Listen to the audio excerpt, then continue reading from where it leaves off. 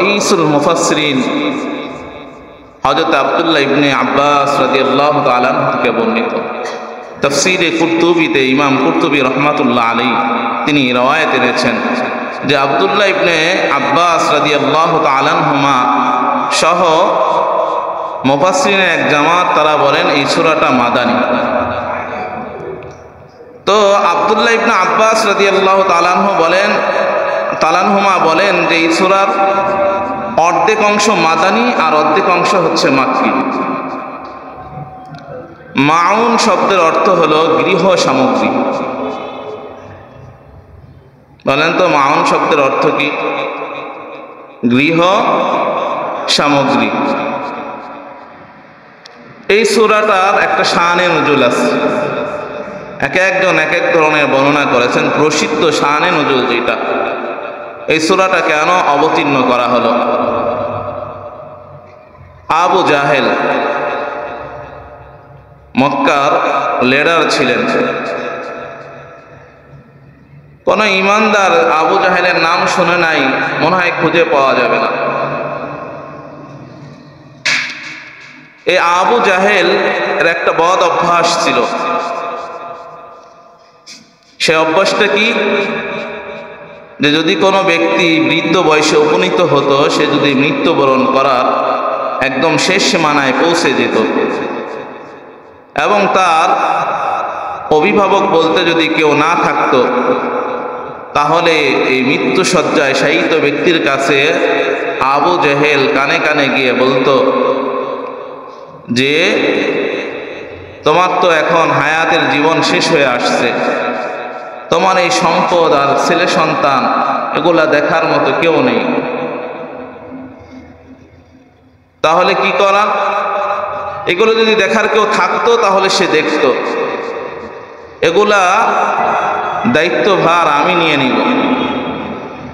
তোমার এই সম্পদ এটা আমি দেখাশোনা করব, তোমার এই এতিম সন্তানদেরকে দেখভাল আমি করব। তুমি ঘোষণা দিয়ে দাও যে আবু জাহেল এই আমার সম্পদের আর সন্তানের দায়িত্বশীল। এই পলিসি সে করত। এখন সে একজন লিডার বা বাদশাহ।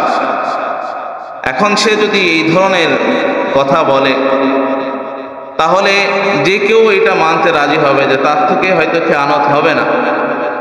এই ভেবে আবু জাহেলকে অভিভাবকের দায়িত্ব দেওয়া হতো।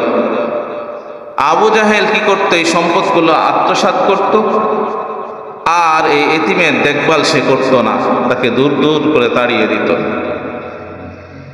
এমনই একটি ঘটনা ঘটেছে। তো যেই মানুষের সম্পদ সে গ্রহণ করেছে দায়িত্বভার, তার একটা নাবালিক সন্তান ছিল। এই সন্তানটা যখন সমজদার হয়েছে, বুঝমান হয়েছে, তো এই সন্তানটা যখন বালেগ হয়ে গেছে, তো আবু জাহেলের কাছে এই সম্পদ চাইতে আসছে। আবু জাহেল দূর দূর করে তাকে তাড়িয়ে দিয়েছে। আল্লাহর নবী সাল্লাল্লাহু আলাইহি ওয়াসাল্লাম যাইতেছিলেন, পথিমধ্যে দেখলেন যে এই বালকটা কান্না করতেছে। তাকে জিজ্ঞাসা করলেন কান্নার কারণ কি? তো বলল যে এরকম এরকম আমার পিতা মৃত্যুর সময় আমাদের সম্পদ আর আমার দায়িত্ব আবু জাহেলের কাছে দিয়েছিল, তো সে এখন আমাকে ঘাড় ধাক্কা দিয়ে তাড়িয়ে দিয়েছে। আল্লাহর নবী সাল্লাল্লাহু আলাইহি ওয়াসাল্লাম ওই বালকটিকে নিয়ে আবু জাহেলের কাছে চলে যান। আবু জাহেলকে গিয়ে কিয়ামতের ভয় দেখান, মৃত্যুর ভয় দেখান, যে তোমার কি মরণ হবে না? তুমি কি মৃত্যুবরণ করবে না? তুমি অন্য সম্পদ এরকম জুলুম করে দখল করে আসো। আবু জাহেল আল্লাহর নবী সাল্লাল্লাহু আলাইহি ওয়াসাল্লামের কথায় ভ্রুক্ষেপ করলেন না। আবু জাহেল আল্লাহতে বিশ্বাসী ছিল, এক আল্লাহ মানত, কিন্তু কিয়ামতের দিবসে বিশ্বাসী ছিল না, নবীকে নবী হিসেবে মানত না। তো আল্লাহর নবী সাল্লাল্লাহু আলাইহি ওয়াসাল্লাম ভারাক্রান্ত মন নিয়ে ফিরে আসলেন। পথিমধ্যেই আল্লাহ পাক রব্বুল আলামিন এই সূরাতুল মাউন নাজিল করে দিলেন। কেউ কেউ বলে থাকেন এই সূরাটা আসিম ইবনে ওয়াইলের নামে নাজিল হয়েছে। তো এই সূরা 7টি আয়াত, প্রথম 3 আয়াত মক্কার কাফেরদের জন্য নাজিল হয়েছে, পরবর্তী 4 আয়াত মুনাফিকদের জন্য নাজিল হয়েছে। তো আল্লাহ তাআলা এই আয়াতের মধ্যে কি বলেন? রব্বি কারীম বলেন, আরাআইতাল্লাযী ইউকাযযিবু বিদ্দীন, আরাআইতাল্লাযী ইউকাযযিবু বিদ্দীন। ও আল্লাহর পয়গম্বর, আপনি কি সেই ব্যক্তিকে দেখেছেন? আমরা যেমন কেউ একটা অপরাধ করলে তার কথা বলি, আপনি কি অমুককে চিনেন, অমুককে কি দেখেছেন, অমুককে কি জানেন? আল্লাহ পাক রব্বুল আলামিন হামদা ইস্তিফহামের আয়াতের শুরুতে প্রশ্ন করতেছেন, আরাআইতা, আপনি কি চিনেন, আপনি কি দেখেছেন, আপনি কি জানেন? কে সেই ব্যক্তি? এখন যখন প্রশ্ন আসে যে আপনি কি চিনেন, আপনি কি দেখেছেন, আপনি কি জানেন, তখন প্রশ্ন জাগবে তাহলে সেই ব্যক্তিকে কার সম্পর্কে বলা হইতেছে?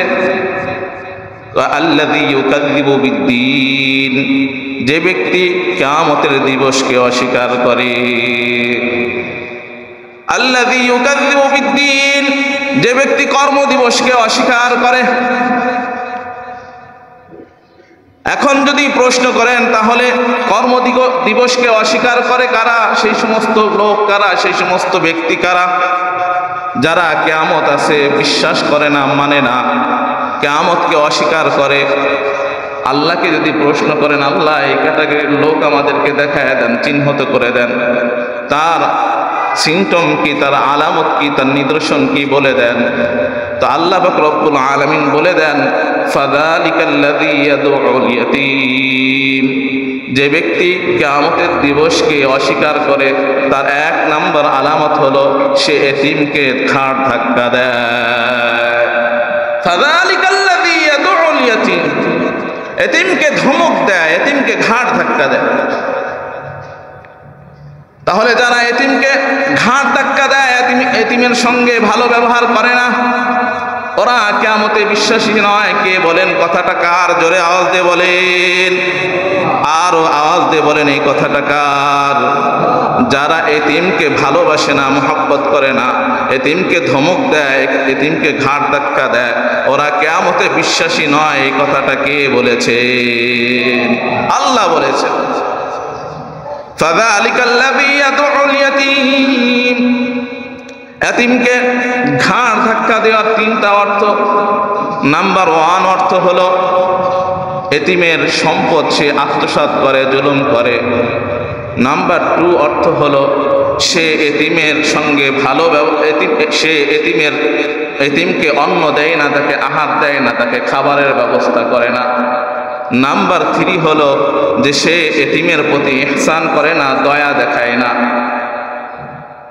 এটা হলো এতিমকে ঘাড় ধাক্কার অর্থ।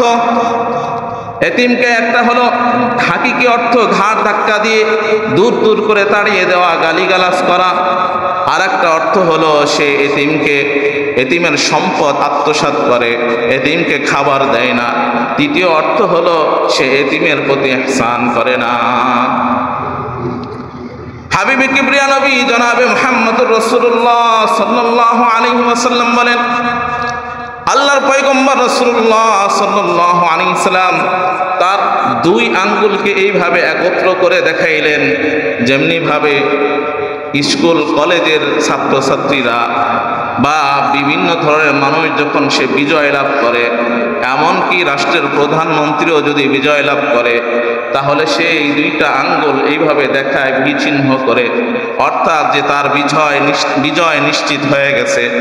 হাবিবে কিবরিয়া নবী রাসূলুল্লাহ সাল্লাল্লাহু আলাইহি সাল্লাম এই 2টা আঙ্গুলকে একত্র করে দেখাইলেন, ও আমার সাহাবীরা শোনো, যে ব্যক্তি এতিমের রক্ষণাবেক্ষণ করবে, যে ব্যক্তি এতিমের লালন পালন করবে, যে ব্যক্তি এতিমের দায়িত্বশীল হবে, যে ব্যক্তি এতিমের অভিভাবক হবে, আমি মুহাম্মদুর রাসূলুল্লাহ আর সেই ব্যক্তি জান্নাতের মধ্যে এইভাবে পাশাপাশি থাকবো। সুবহানাল্লাহ। দুইটা আঙ্গুল যেমন পাশাপাশি থাকে, আমি আর ওই এতিমের লালন পালনকারী ব্যক্তি একই সঙ্গে পাশাপাশি থাকবো। জোরে বলেন না সুবহানাল্লাহ। আমরা চাই কি আমার নবীর সাথে এইভাবে পাশাপাশি থাকতে? কারা কারা তৈরি আছে? হাত তুলে মালিককে দেখায়, আল্লাহ কবুল ও মঞ্জুর করে নেন। তবে শর্ত কি, এতিমকে মহব্বত করতে হবে, ভালোবাসতে হবে, এতিমের দায়িত্ব ভার গ্রহণ করতে হবে। অপর হাদিসের মধ্যে হাবিবে কিবরিয়া নবী রাসূলুল্লাহ সাল্লাল্লাহু আলাইহি ওয়াসাল্লাম বর্ণনা করেন, কারো যদি মন খারাপ থাকে, মন যদি ভালো না থাকে, তাহলে মন ভালো করার উপায় কি? খারাপ মনকে ভালো করার উপায় কি? আল্লাহর নবী সাল্লাল্লাহু আলাইহি ওয়াসাল্লাম বলেন, সে যেন তার দুই হাতকে এতিমের মাথার মধ্যে বুলাইয়া দেয়, আল্লাহ পাক রব্বুল আলামিন তার মনকে ভালো করে দিবেন। সুবহানাল্লাহ। এতিমের মাথার মধ্যে যদি তার হাতকে বুলাইয়া দেয়, তো আল্লাহ পাক রব্বুল আলামিন ওই ব্যক্তির মনকে ভালো করে দিবেন, মনকে ঠান্ডা করে দিবেন, শীতল করে দিবেন। এখানেই শেষ নয়, হাবিবে কিবরিয়া নবী রাসূলুল্লাহ সাল্লাল্লাহু আলাইহি সাল্লাম আরো বর্ণনা করেন, যে ব্যক্তি এতিমের মাথার মধ্যে স্নেহের হাত বুলাইয়া দিবে, আল্লাহ পাক রব্বুল আলামিন ওই ব্যক্তির আমলনামায় এতিমের মাথায় যতগুলো চুল আছে ওই পরিমাণ নেকি দান করে দিবেন। সুবহানাল্লাহ। এই জন্য এতিমকে মহব্বত করা, ভালোবাসা। আল্লাহ নবী সাল্লাল্লাহু আলাইহি সাল্লামের শিক্ষা কত সুন্দর। হযরত ইবনে আব্বাস রাদিয়াল্লাহু তাআলা আনহুমা থেকে বর্ণিত, তিনি বর্ণনা করেন, আল্লাহ নবী সাল্লাল্লাহু আলাইহি সাল্লাম বর্ণনা করেছেন, তোমাদের কোন অভিভাবক যখন দূর থেকে, সফর থেকে বাড়িতে ফিরে, কথার কথা আপনি ঢাকা চাকরি করেন, আপনি চাকরি শেষে মাস শেষে বেতন পেয়েছেন, বেতন নিয়ে বাড়ি চলে গেলেন, ঈদের সময় বাড়ি চলে গেলেন, সন্তানের জন্য কত আইটেমের খাবার আপনি কিনেছেন, কত রকমারির খেলনা দোলনা আপনি কিনেছেন, কত সুন্দর সুন্দর জামা কাপড় কিনেছেন, আপনি এগুলা ক্রয় করে বাড়িতে ফিরতেছেন। বাড়ির কাছাকাছি যখন চলে গেছেন, বাড়ির পাশে, বাড়ির আঙ্গিনায় অথবা মাঠের মধ্যে আপনার সন্তানটা খেলাধুলা করতেছে, আপনার এই সন্তানের সঙ্গে আরো 10টা বাচ্চা ওখানে রয়েছে। আল্লাহর পয়গম্বরের শিক্ষা, ইবনে আব্বাস রাদিয়াল্লাহু তাআলা আনহুমা বর্ণনা করেন, সেই অভিভাবক যেন ওই 10টা সন্তানের মাঝে তার সন্তানের সঙ্গে দেখা না করে, তার সন্তানকে যেন কাছে না ডাকে, তার সন্তানকে যেন আদর যত্ন না করে, তার সন্তানকে যেন কোলে না নেয়, সে যেন সোজা বাড়ি চলে যায়। কারণ কি? কারণ হইল ওই 10টা সন্তানের মধ্যে হতে পারে একটা এতিম সন্তান রয়েছে। যখন আপনি আপনার সন্তানকে এই 10 সন্তানের মাঝে বুকে জড়ায় ধরবেন, চুমা দিবেন, তার জন্য খেলনা এনেছেন এই কথা তাকে বলবেন, তার জন্য ভালো ভালো খাবার কিনে নিয়ে গিয়েছেন এই কথা যখন আপনি আপনার সন্তানকে শোনাবেন, আপনার সন্তান খুশিতে আনন্দতে লাফাইতে থাকবে। কিন্তু ওই আরো যে 10টা বাচ্চা রয়েছে, হতে পারে এর মধ্যে একটা বাচ্চা, একটা শিশু সন্তান, আবার একটা শিশু সন্তান এতিম রয়েছে। ওই এতিম সন্তানটা যখন দেখবে যে আপনি আপনার সন্তানকে এরকম আদর যত্ন করেন, তখন তার দিলের মধ্যে চোট লাগবে, কষ্ট লাগবে। আমার পিতা যদি জীবিত থাকতেন, সেও আমার জন্য এরকম বাহারি আইটেমের খাবার ফ্রাই করে নিয়ে আসতেন, আমার জন্য এরকম ভাবে খেলনা দোলনা কিনে নিয়ে আসতেন। এই কথা বলে বলে ওই এতিম বাচ্চাটা আফসোস করতে থাকবে। এই জন্য আল্লাহর নবী সাল্লাল্লাহু আলাইহি ওয়াসাল্লামের শিক্ষা হলো, তুমি তোমার সন্তানের সাথে এই মুহূর্তে দেখা সাক্ষাৎ না করে সোজা ঘরে চলে যাবে, বাড়িতে চলে যাবে, বাড়িতে যেয়ে তোমার সন্তানের জন্য যা যা এনেছো তাই দিবে। নবীর শিক্ষা কত সুন্দর, আখলাকি নবী। তাহলে আল্লাহ তাআলা বলে দিলেন যে কিয়ামতকে অস্বীকারীর আলামত, নিদর্শন 1 নম্বর হলো যারা এতিমের সঙ্গে সৎ ব্যবহার করে না, এতিমকে ঘাড় ধাক্কা দেয়। আল্লাহ পাক রব্বুল আলামিন বলেন, আরাআইতাল্লাযী ইউকাযযিবু বিদ্দীন ফাযালিকাল্লাযী ইয়াদউল ইয়াতীম। ও নবী, আপনি কি দেখেছেন এমন ব্যক্তিকে যে ব্যক্তি কিয়ামতের দিবসকে অস্বীকার করে সেই ব্যক্তির আলামত কি, নিদর্শন কি? 1 নম্বর আলামত নিদর্শন হলো ফাযালিকাল্লাযী ইয়াদউল ইয়াতীম, সে এতিমকে ঘাড় ধাক্কা দেয়। 2 নম্বর আলামত নিদর্শন হলো ওয়ালা ইয়াহুত্তু আলা তুআমিল মিসকিন, সে মিসকিনকে খাবার খাওয়ায় না। মিসকিনকে খাবার খাওয়ানোর প্রতি অন্যকে উদ্বুদ্ধ করে না, নিজে তো খাওয়াই না, অন্যকে কেউ যদি কোনো মিসকিনকে খাবার খাওয়াইতে যায়, ফকিরকে দান করতে যায়, মাদ্রাসা এতিম আছে তাকে 2 বেলা খাওয়াবে, খাওয়াইতে যায়, এটা তার কষ্ট লাগে। বেটা তোর পকেটের টাকা কি দিতেছিস নাকি? ফকিরের ফকির, কিপটার কিপটা, লজ্জা থাকা উচিত। অন্যের মুখের খাবার কেড়ে নেওয়ার অধিকার তোকে কে দিয়েছে? ওয়ালা ইয়াহুদ্দু আলা তুআমিল মিসকিন, এতিমকে অন্ন দিতে উৎসাহ করে না। এই জন্য দেখবেন যারা হারাম খায়, যারা সুদখোর, যারা ঘুষখোর, নিজে তো কখনো কোনোদিন দান করে না, অন্যকেও দান করতে উৎসাহ প্রদান করে না। পরিবারের লোকেরা বা আত্মীয় স্বজন যদি কেউ দান করতে যায়, বন্ধু বান্ধব বলে আরে বেটা দান করে কি লাভ হবে, এটা নিজে খা, নিজের কাজে লাগবে, নিজের সন্তানকে কাজে লাগবে। জোরে বলেন না নাউযুবিল্লাহ।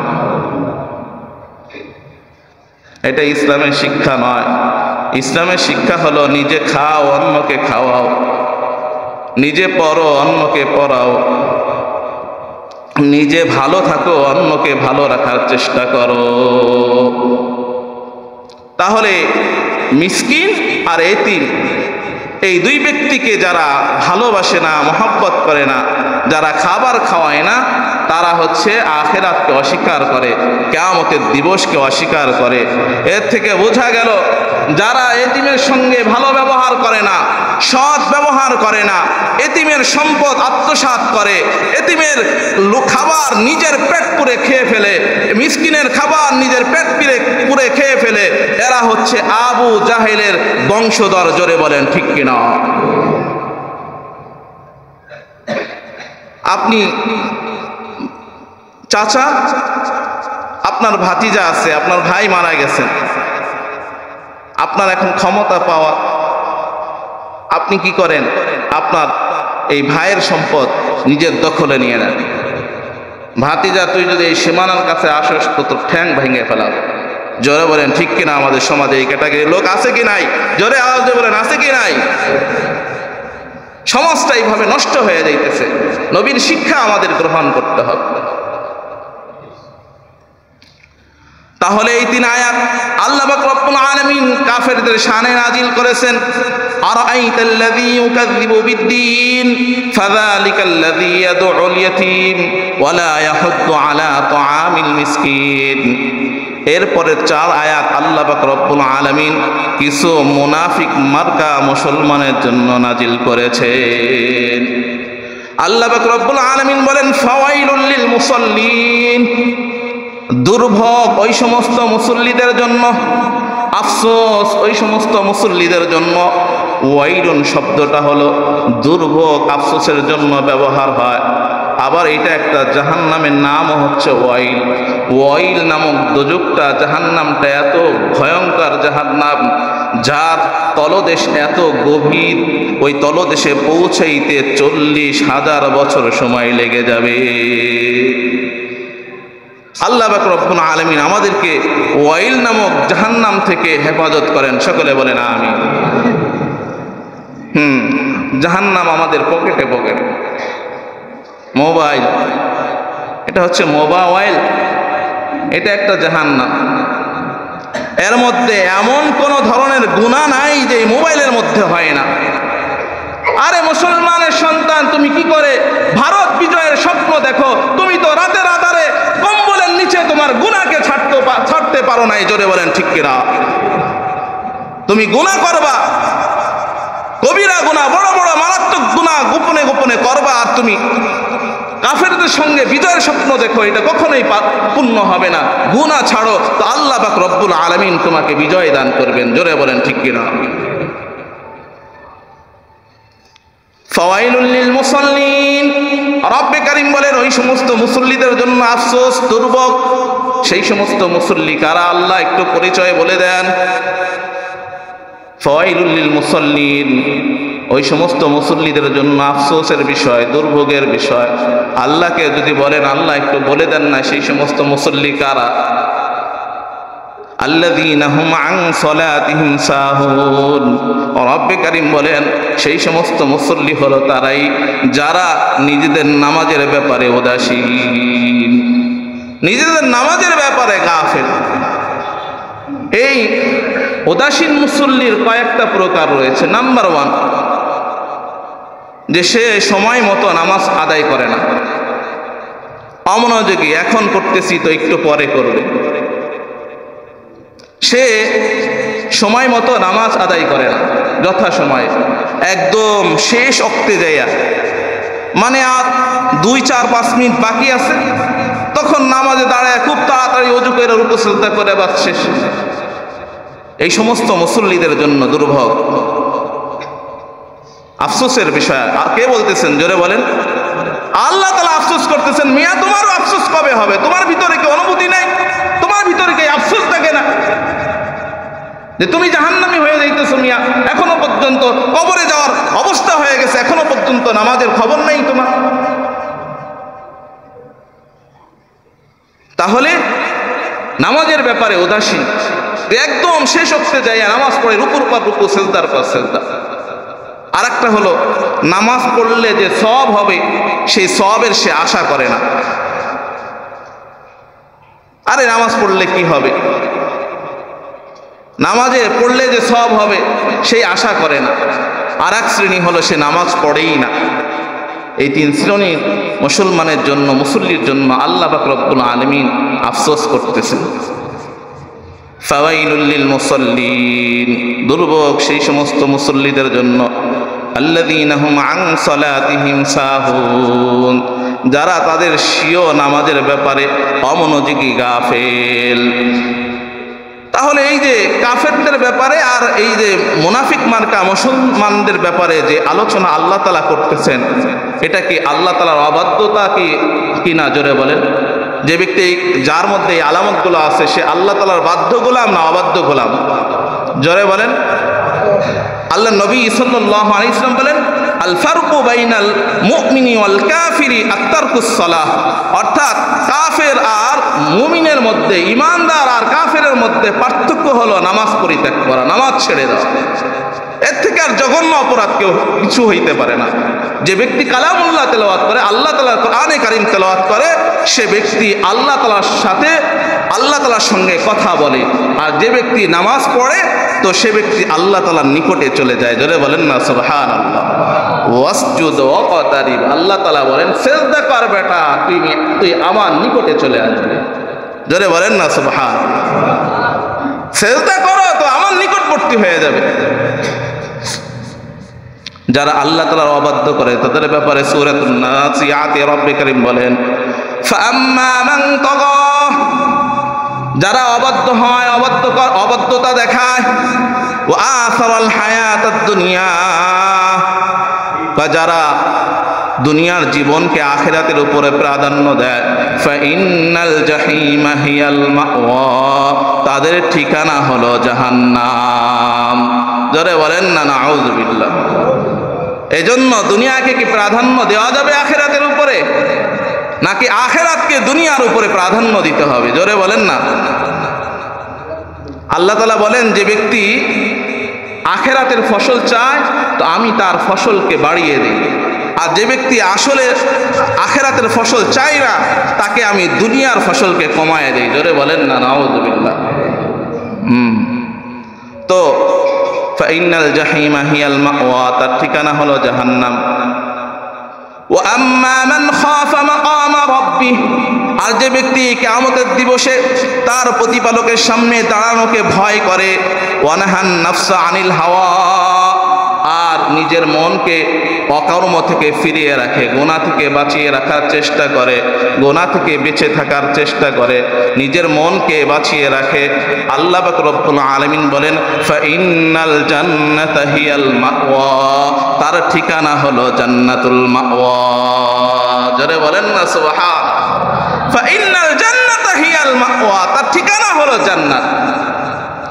তাহলে আমরা কি রবের সামনে দাঁড়ানোকে কি ভয় পাই কি পাই না? জোরে বলেন। কে কে আল্লাহ তাআলার সামনে কিয়ামতের দিবসে দাঁড়ানোকে ভয় পাই? মালিককে একটু হাত তুলে দেখাই। আল্লাহ কিয়ামতের দিবসে কঠিনময় পরিস্থিতির মধ্যে আপনি আমাদেরকে আপনার কুদরতি হাতে হেফাজত করে জান্নাতে পৌঁছে দিয়েন। আল্লাহ আমাদেরকে জান্নাত দিয়ে দিয়েন, বিনা হিসেবে জান্নাত দান করে দিয়েন। আল্লাহ আপনার সামনে কিয়ামতের দিবসে দাঁড়ানোকে ভয় করি। আল্লাহ ওই দিন যদি আপনি কড়া গন্ডায় পাই টু পাই হিসাব নেওয়া শুরু করেন, তাহলে আমার আর বাঁচার কোনো উপায় থাকবে না। আল্লাহ আপনি আমাকে বিনা হিসাবে জান্নাতে যাওয়ার ব্যবস্থা করে দিন।